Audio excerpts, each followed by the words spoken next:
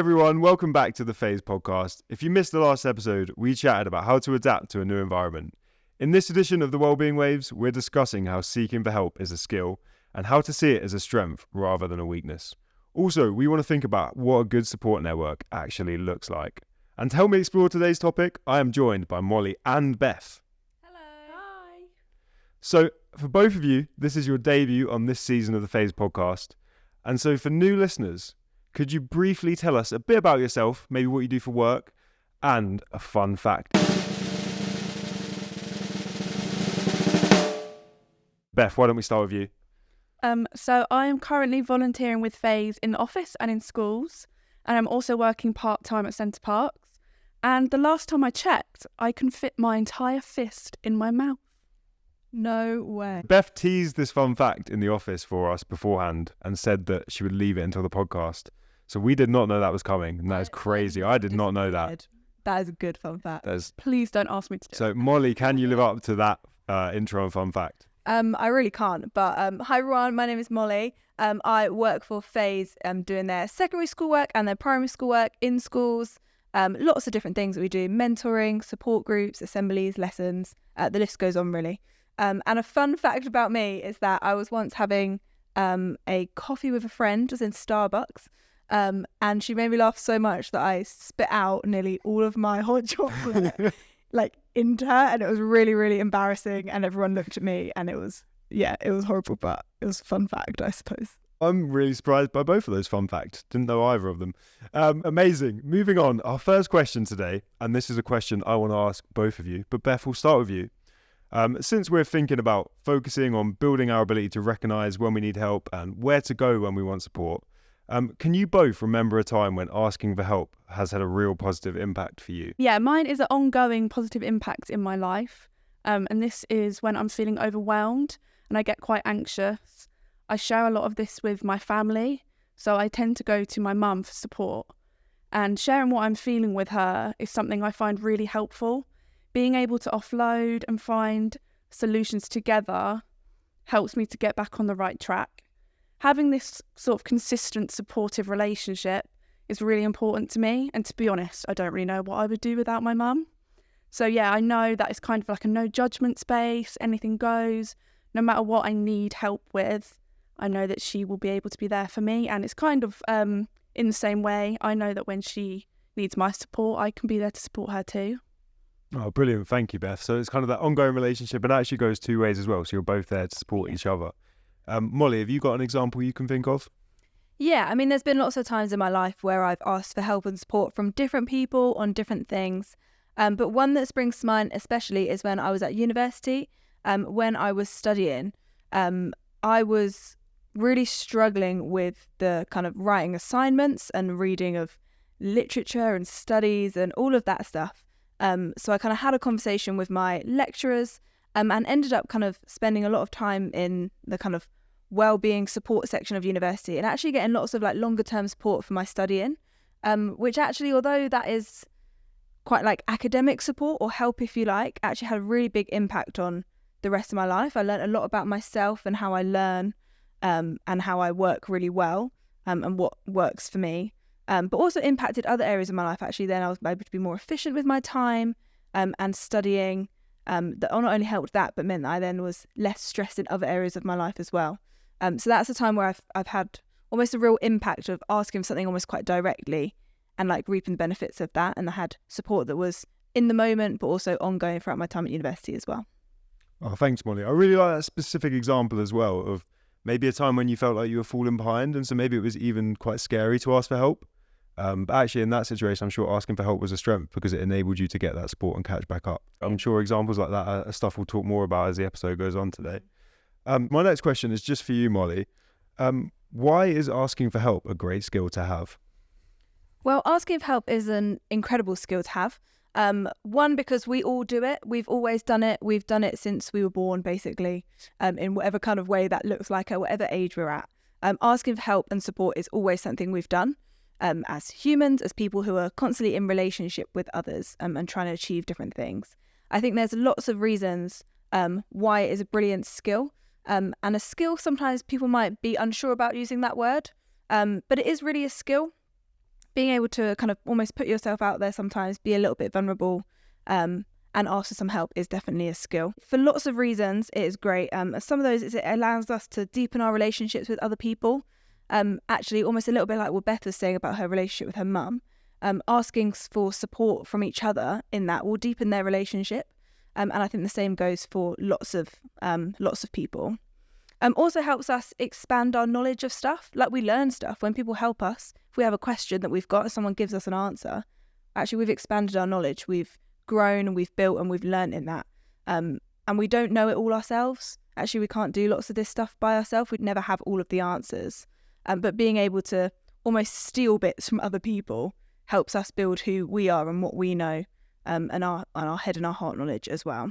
It helps us grow, helps us feel good, and also gives us a bit of ownership over our life. Actually being in control of asking for some help can be really, really empowering and really powerful, and make us feel like, actually, I've made a difference in my own life, even though someone's helped me. Like, that was me that initiated that.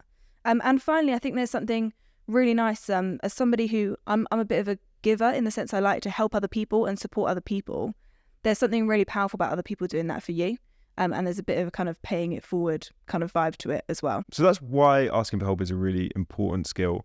But how can people actually ask for help, Molly? So I think there's lots of almost steps to this. Some will come more naturally than others. The first thing is to notice when you need help.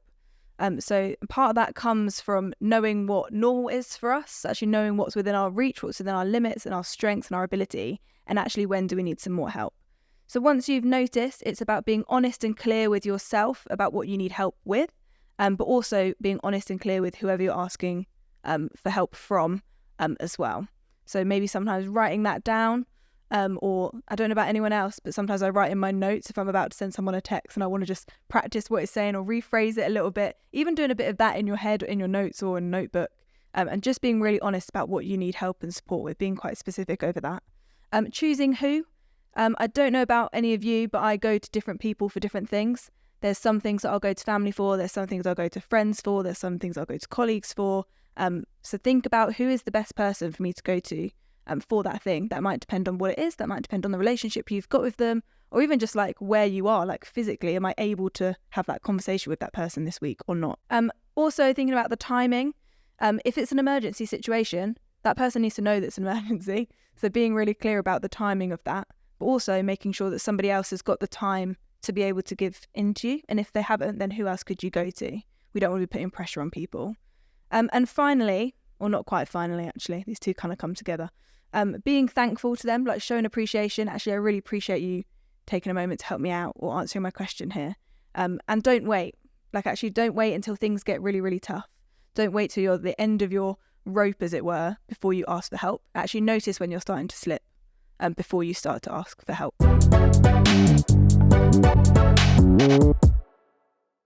Welcome to our Spotlight story, where we want to take a moment to highlight something great that we think you'll be really interested in. In this episode, we're looking at some breathing exercises. There's a fantastic blog on our website that you can read called Just Breathe, where it talks about the science behind breathing and anxiety, how simply being aware and conscious and managing your breathing, you can begin to feel calm, in control, able, getting rid of all of those anxious thoughts and feelings, simply by breathing. We'd encourage you to go check it out, take a read, understand how the fight or flight response really impacts you. Take a go at all the breathing activities that are on there. Think about what's most useful and beneficial for you. Put them into practice in everyday situations. That could be at work, at school, with family, friends, going to that job interview, whatever it may be. Being aware of how breathing activates the body's calm button is really important. Help you increase mindfulness. All of this just through breathing. There'll be a link in the description for you to check this out, or you can head over to phase-hitchin.org/blog/just-breathe, where you can check out all of those resources yourself.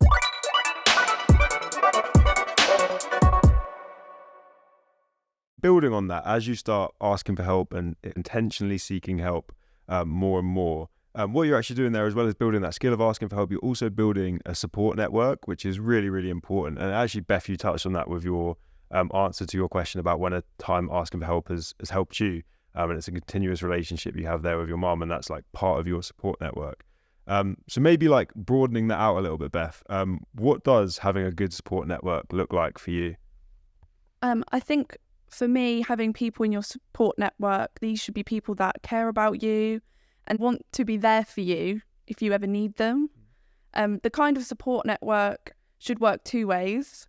When somebody in your network needs your help and support, you should be there for them just as much as you're expecting help and support when you ask from those people in your support network.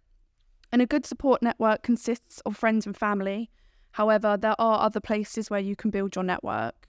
Finding people to add to your support network can be tricky to build trust and things like that when it comes to asking for help.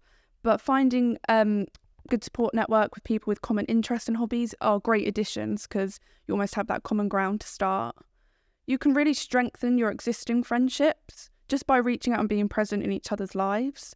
Being present in each other's lives and checking in and seeing how they are frequently can strengthen this existing bond, building on what you already have in your friendships and really gaining a great support network out of the people that are already in your life. Yeah, I completely agree with you there, Beth. And I think there's something really nice about a support network being like lots of different people, friends and family. We sometimes use kind of support circles in thinking about that. And we use 3 key words, core, close and community.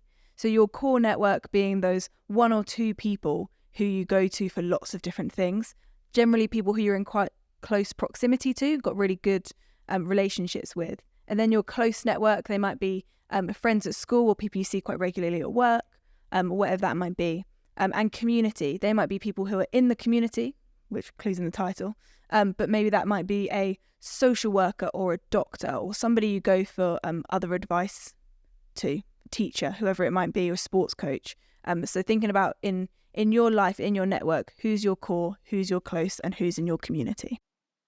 I agree. I think it's really important sometimes to have that visual reminder of who our support networks are, and I think that support circles can be really, really useful. Just thinking about who those people are that are your core, close, and community, but also just have that visual reminder so that when you are struggling, you've written it down, you know who to go to. And perhaps even sometimes if you think this is an emergency or this is a really high level problem, or that's probably a problem to go to my core people, or actually this isn't such a high level problem, maybe my community can help me out with this. And so I think support circles are a really, really great tool that we can all use when building our support network and looking for people to ask for help. But Beth, I also like what you said about that kind of a good support network should be reciprocal. And so quite often one of the best ways we can actually build our support network is by supporting others. And obviously them then supporting us back. And I think the strongest support networks in those circles of support are probably often those groups of people or those people who support us, but we also support them. And I think that helps our understanding of both the people that support us and their understanding of us as well. Molly, one way we offer support at Phase is through mentoring. And so kind of 2 questions in one here. What difference have you seen mentoring make? But also, what have you learned about supporting others through being a mentor? So 2 really good questions there. And mentoring is a type of support that offers a space for people of all ages. At Phase, we work a lot with young people, but mentoring could be for anybody in any kind of career or any kind of like place in their life where it's not support from somebody at home, maybe a parent or a sibling or friends who you might already know, but someone who's a bit more neutral. It gives you a separate space to try things out, kind of to be challenged, to ask questions, to have a fresh perspective and to safely share stuff in your life and have someone to kind of carry that stuff with you. Now, mentoring can make a huge difference. We journey with young people through mentoring, through kind of 30-minute sessions. And I think something that's actually made a really big difference for a lot of young people is just having somewhere where they can say almost what they really think, where they don't have to worry about being judged, they don't have to worry about upsetting people or trying to kind of be somebody who they're not. And I think the difference that mentoring makes is it provides that space, which means there are other spaces in their life can be for other things. And actually it's not them putting strain on some of those other relationships that they might have. And being a mentor is really empowering as well. It's a really cool experience to be able to share that with people and to be that person they can come to. Some of the things I've learned from mentoring, one is that everyone needs help and support. That's not specific to how old you are. It's not specific to what you do, to the emotions that you feel, to the things that you struggle with. Actually, everybody needs those relationships in their life where they can feel supported and listened to. And I think that's really powerful. I've had mentoring and I've been a mentor, and I can see both sides of it. And it's the experience of it for everyone is really powerful, and you really do kind of go on a journey. That is something that I've learned from being a mentor. I think one of the reasons mentoring is so great is that something that probably everyone should look to add to their support circle is just having that one-to-one support sometimes, and particularly from a neutral person like a mentor can be so pivotal, particularly in teenage years as well. But I know even for me now, having that one-to-one support, perhaps from a coach or someone like that, from a neutral person, there's just so much to learn in that. And so I think everyone should be looking to add that kind of a relationship to their support circle, whether that's a mentor or a coach or anything like that. That one-to-one relationship can be really key. So to bring the podcast into land today, I'm going to ask you both for some top tips to summarize everything we've spoken about. Top tips for asking for help and building a good support network. So my first top tip for asking for help would be to specify your needs. Let that person know exactly what you need help with, so they can make that decision whether they're the person that can help you or not. Because sometimes people just don't have the answers, and being able to find that right person is one of my top tips. Another one is being assertive. Some people just don't pick up on hints for needing help and needing support. Sometimes you just have to be honest and tell somebody when you really need help. Something I think that's really important to think about is that help and support is not always long-term, structured or deep. Something like mentoring might be a little bit more frequent, a bit more structured, but actually help and support comes in all sorts of shapes and sizes. For some people, help and support is that 1 minute kind of conversation you have in passing with someone in the street. For others, it's a text you might send. And I think it's important to think about all the different levels of support that you have in your life, making sure that some of them are those maybe more structured ones, those maybe more consistent check-ins, but others of them are just sitting with some friends and laughing about something or ranting about something. It can be lots of different kind of ways, shapes and forms. Yeah, I agree with that. And I think another thing to consider when asking for help is just not to be afraid. Everybody needs help at some point in their life. So asking for help doesn't make you weak or stupid, because everybody out there in the world needs help sometimes. That's a really good one. Finally, my last top tip is sometimes we have to be willing to put a little bit in ourselves. Asking for help and support isn't about giving everything away to somebody else. It's not about not expecting to do anything ourselves because someone else is going to give us the answers. Actually, we do need help and support from other people, but sometimes we've got to put some work in ourselves as well. So that person might encourage us to do something different or try something new. And being able to do that and input that stuff into our own lives is really important as well. Thanks, Molly. Thanks, Beth. I hope all of our listeners have learned as much as I have from today's episode and enjoyed it as much as I have as well. If you want to keep in touch with the Phase podcast, make sure you're subscribed on Spotify, Apple Music, SoundCloud, and also Amazon Podcasts. Leave us a review as well if you enjoyed today's podcast. It really helps get this information out to more people and just grow our listener base. Also, stay in touch with Phase on all of our social media platforms. Instagram, Facebook, TikTok, we're there at Phase Hitchin. And we'll see you all for the next edition of Wellbeing Waves. See you next time. Bye.